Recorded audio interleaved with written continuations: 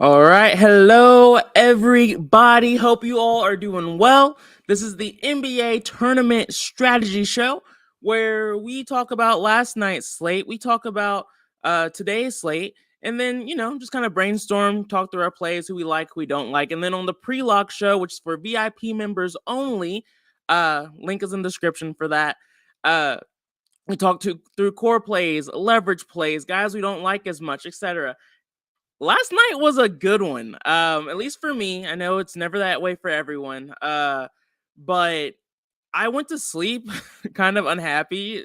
I felt like the night was gonna be a wash, to be honest. Woke up, had some nice winnings, and we had some really good wins for DFS Army members too. My guy White Ryan had won $17,000. Congrats to you, my guy. Uh, love the $80 investment turning into $15K. That's always a fun one. And then also won another 20 max and did well in the 150 and just great job across the board. My guy Tan Guy won $1,900. Congrats to you, man. Fourth place, nothing to sniff at. You were so close to 100K. But next time, man, next time for sure. This was the $100,000 winning lineup. No major surprises here, I don't think at all. Chris Paul, core play. Josh Okogie was not a core play, but was well over the field on him. Lonnie Walker was a core play. Educated guess there. If he wasn't a core play, we had plenty of him. Aaron Gordon, we forced exposure to, so that went well. On the pre-lock show, we talked about Day'Ron Sharpe, and I said if we get the news that Claxton's out, I'm going to increase my exposure to Day'Ron Sharpe. And so thankfully I did that and was able to benefit from his performance as well. Trae Young on the pre-lock show was not a guy I loved, to be honest, but like I said on the show, I was not going to over tinker because the domination station liked him a good bit. So I still had 20 to 30% exposure on Trae Young, and so that panned out. That was really all you needed. He was only around 15% owned, so really anything over that was icing on top of the cake. Giannis was a core play, and Dennis Schroeder was a core play, a guy that I liked a lot for sure. For me, the thing that stopped me personally from having a fantastic night instead of just a really good one was really Anthony Davis and Nikola Jokic. Jokic wasn't awful, but Davis really didn't get there. And I was pretty high on him. But still, overall, a good night, so nothing to complain about. All right, this is a gigantic slate, and I know some people are afraid of large slates, things of that sort. I don't really have a preference. I do prefer smaller slates because it's easier to do shows like this and on the pre-lock show. But everyone's always afraid of you're going to miss out on the low-owned guy who goes off. And that happens quite often in these large slates, but they're typically so low-owned, you can still have a pretty good night. Now, if you hit on the low-owned plays, then you're in a very, very great spot. And so for me, I am totally fine because I take those kind of shots on low-owned studs. And so there's definitely a few of those spots that I already have a little bit of excitement about on this slate, but we'll get to those games as we get to them. All right, let's go ahead and jump right in. No time to dilly-dally today. We have the Suns, a team that somehow came through. I think a lot of people were tilting Chris Paul for a while. DeAndre Ayton didn't really get there for us, unfortunately. For the Suns, we have Devin Booker expected to play today. It's going to be a weird one. TJ Warren is currently listed as TBD. Darius Bazley is listed as unlikely to play. Kevin Durant's out. Kevin Payne's out. Landry Shamit's out.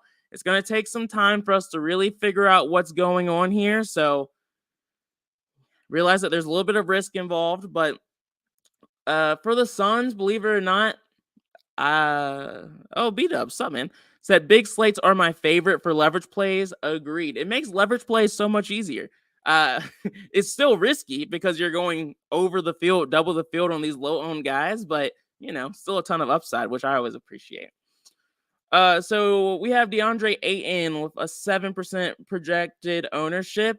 I like him here, honestly. I've been playing bigs against the Pacers all season, so more than happy to do that with Ayton. The return of Booker does decrease Ayton's usage rate. there's some risk there, but I'm willing to take it. 14-15% won't kill me, so that's a spot that I already know I like. Miles Turner, a guy that I love having exposure to against the Suns. This is not my favorite matchup, so not a spot that I'm loving. It's Rainwright was a play that we were on yesterday that really panned out well. So that was a good pre-lock show leverage call. I don't know if it was pre-lock show or an actual leverage play. I don't recall honestly, but glad that play worked out for us. Outside of like Aiton and forcing exposure to him, I'm more than likely really just going to let the domination station do its thing here. Not my favorite game. All right, next up we have the Knicks and the 76ers. The Knicks currently have Josh Hart, recent trade, currently listed as TBD. Mitchell Robinson still out. Cam Reddish is out. No real news that matters too much here. If Josh Hart plays, that really makes me a lot less interested in the Knicks today because we don't know what that rotation will look like. We don't know how that will impact the usage rate with Randall, Barrett, Grimes, Brunson. So if you like the Knicks tonight, you really don't want Josh Hart to play. But the matchup in general isn't my favorite, so it's not a spot that I'm planning on forcing exposure to as of right now. The ownership is low on this game in general, so that does make it a little bit more interesting for one-off leverage plays, but as of right now, nothing's standing out for me too much. For the Sixers, Joel Embiid is questionable again. Shocker. That's becoming the new normal. So not overly concerned about that. Jalen McDaniels is unlikely to play, recent trade, and then Matisse Thybulle's out. He's been out for a little bit now. So the only thing that would really get me interested in this game and this team is if Joel Embiid is out. Since we don't know that, we can just move on. And we should know that by lock, so that's one of the main reasons why I'm not overly concerned about it. All right, next up, we have the Spurs facing off against the Detroit Pistons. The Spurs have a very long injury report. They have Keldon Johnson listed as questionable, Trey Jones listed as questionable, Sachan's listed as questionable, Romeo Langford's listed as questionable. Devontae Graham is available. So that will be interesting to see how the Spurs utilize him, especially if guys like Trey Jones end up missing this game. Kim Birch is out. Devin Vassal's been out for a while. Josh Richardson gone, out. So nothing too crazy. Well, a lot of news for the Spurs, but a lot of the questionable guys are really going to be what determines how interested I am in this team. Like I said, if Trey Jones is out, I'm more willing to take a shot on a guy like Devontae Graham. Keldon Johnson's out. That's a bigger boost to guys like Keita Bates-Diop.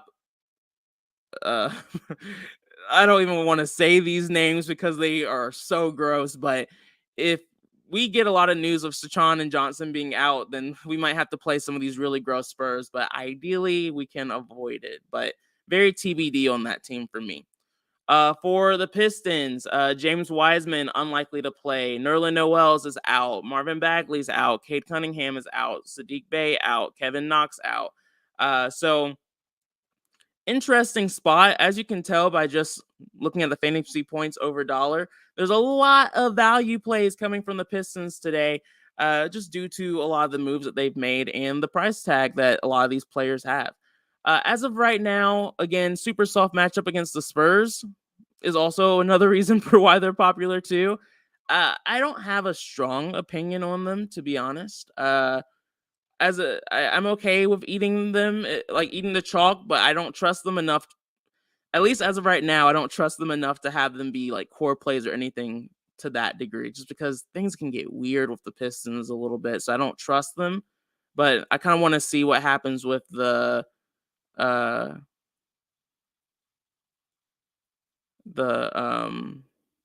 just want to kind of see how the slate plays out in ownership here. I get it. I understand why they're chalky, so I'm not really trying to fade it, but the Pistons always give me a little bit of heartburn. Kaboom, good to see you, man. Wagwan, shout out to the Canadian Army member that killed it last night. Very inspiring to see a Canadian do it. I didn't know you were Canadian, Kaboom. That's awesome, man. Yeah, I mean, there's a lot of really good Canadian DFS players, so I'm always a little bit jealous of you guys because when y'all win, you don't have to pay taxes off of it. and that's my least favorite part of having a big win. But yeah, agreed. Congrats to him. All right, next up we have the Hornets against the Celtics. For the Hornets, we have Cody Martin out, Reggie Jackson, fun trade, unlikely to play. Spy, unlikely to play. James Bouknight out. Kelly Oubre's been out. Mason Plumlee was traded. Jalen McDaniels out because he was traded. Uh, we've been playing bigs against the Hornets all year. I don't think the trades that they've made are going to make that less of a thing. Mark Williams will be the super chalk on the slate. Nick Richards might see a little bit of ownership as well. He's projecting decently too. I mean, they lost Mason Plumlee. They have to have some big play minutes. So I understand that Mark Williams play. I'm interested in potentially taking a shot on PJ Washington. I just need to dig a little bit deeper into him to see what's going on. Let's see. My guy Lance said, you guys need to do a Super Bowl video. I don't know anything about basketball. Just dropped in to beg you for a football video. I'm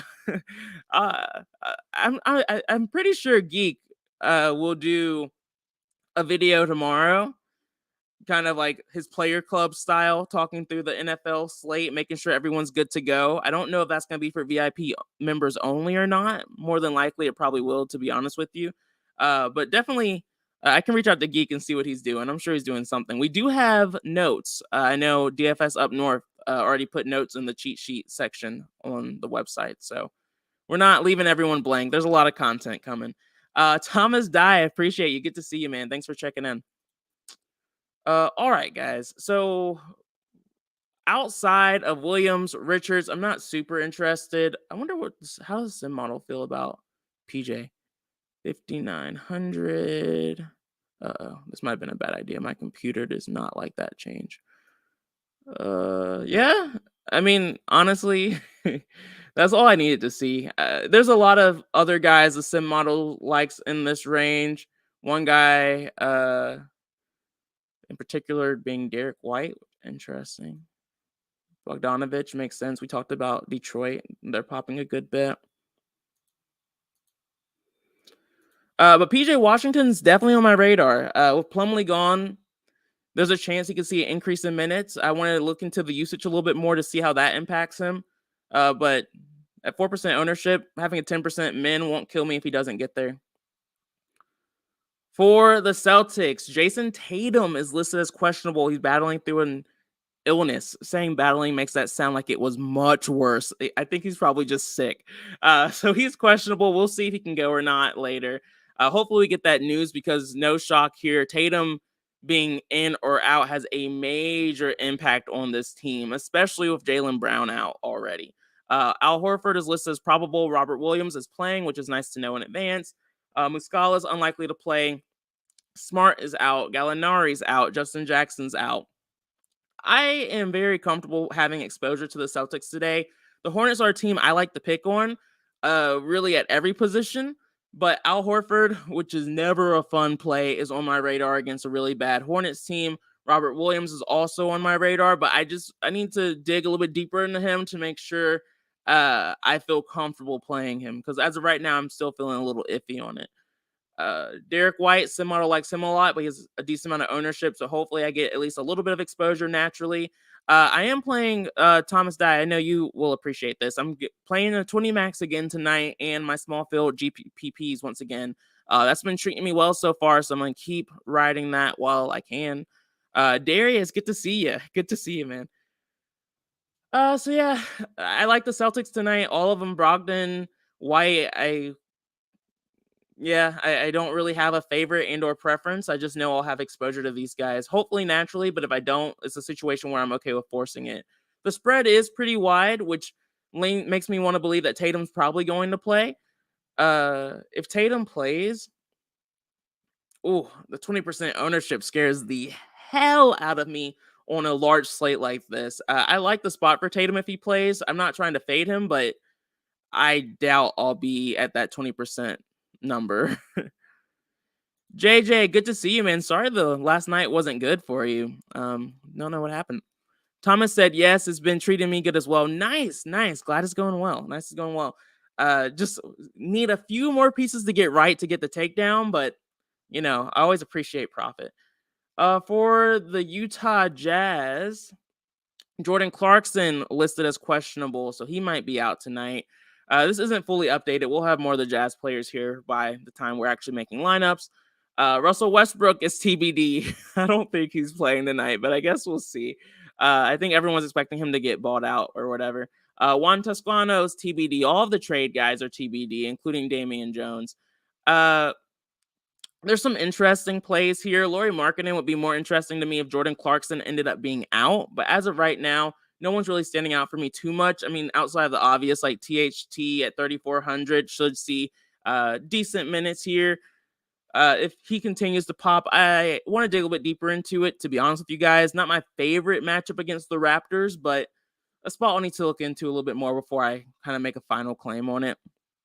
For the Raptors, I think the Pascal Siakam leverage play worked out very well last time around, but I think it's okay to jump off now. Sim model likes him, but not as high as it was on him for a while. We can pick on this Jazz team. So honestly, I thought I was jumping off the train, but I don't hate it as much as I thought I would. The Raptors have Jakob Poeltl listed as questionable. If he plays, I am not playing Siakam. Yeah, that would not be fun. More than likely, he doesn't play. I mean, well, he's questionable. I don't like to predict those kind of things. He did get the thumbs up, and he's cleared to play. So if he actually ends up playing tonight, that really makes me a lot less interested in the Raptors front court. Yeah, so that's fine. That's fine. That explains the super low ownership on Siakam a lot. We don't know how the minutes are going to split up here, and we don't know what the usage rate will look like. If I had to guess, Siakam would probably still start and see his normal amount of minutes. The guy who would probably see the largest decrease would be like Achua. He wouldn't. I would assume he wouldn't be starting here, or at least his minutes would be a little bit more volatile.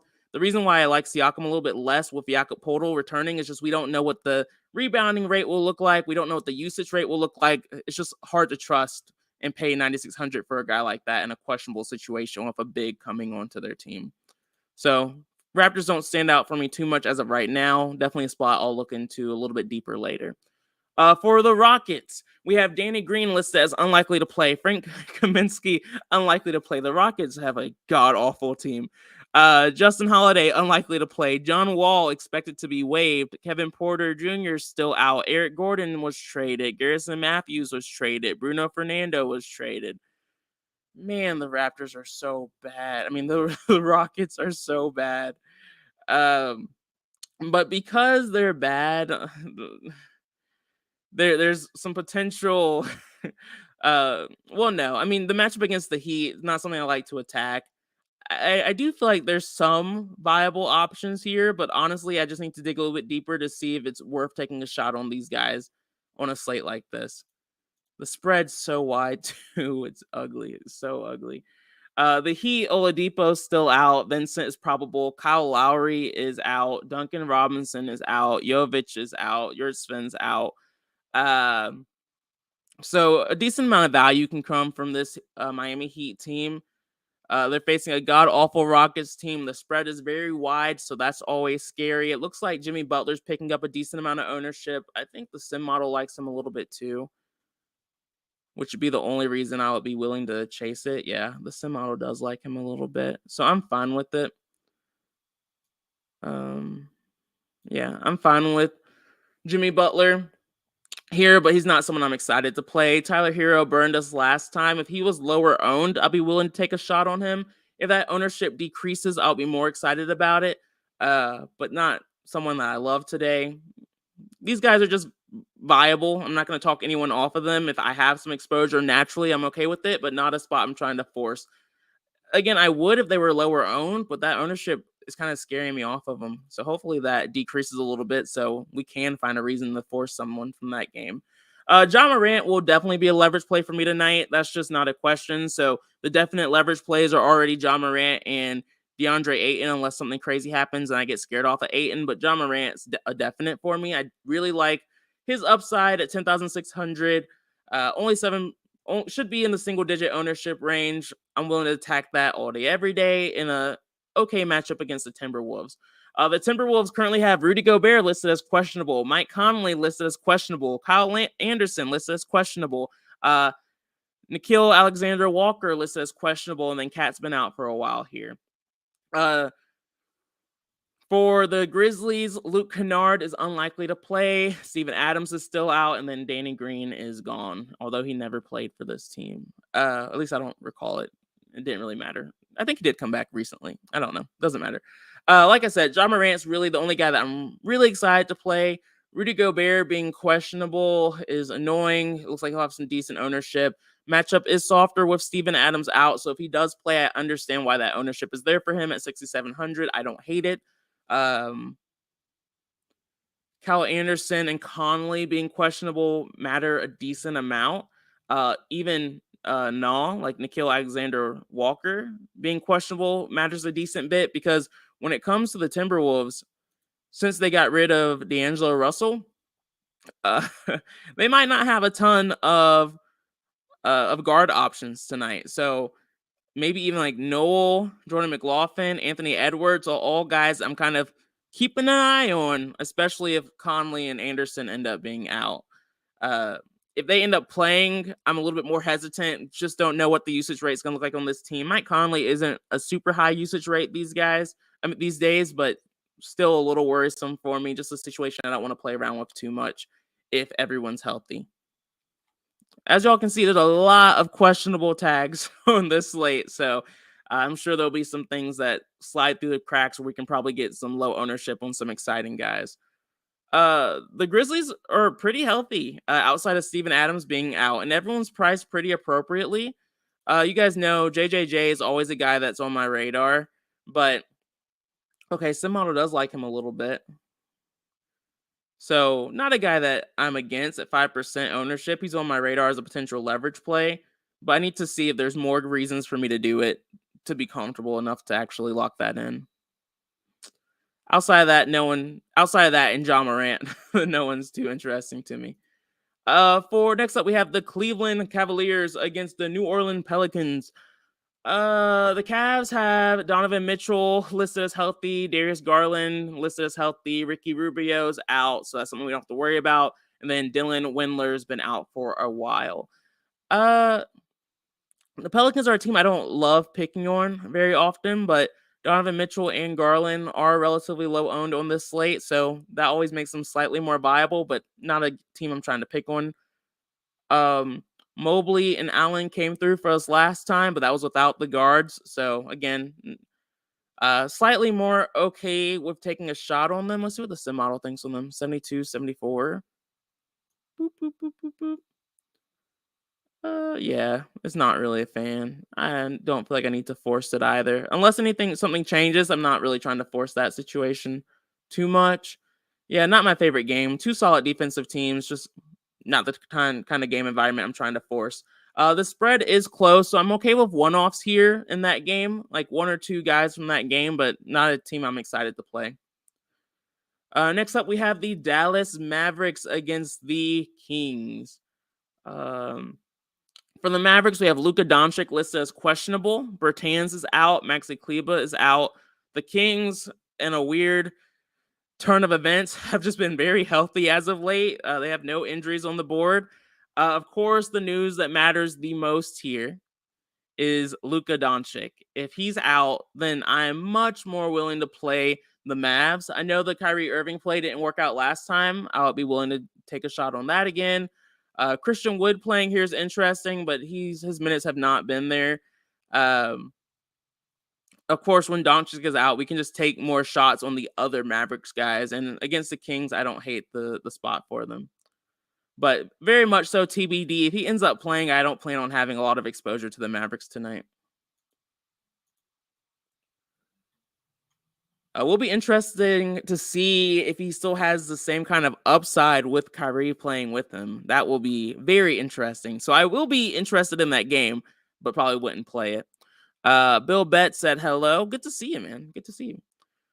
For the Kings, Oddly enough, I'm more interested in taking shots on them if Doncic is out. Kyrie doesn't play at a super fast pace either, so it's not like the pace has increased a ton, but still, Doncic extremely plays at a very slow pace, so just not my favorite spot for them.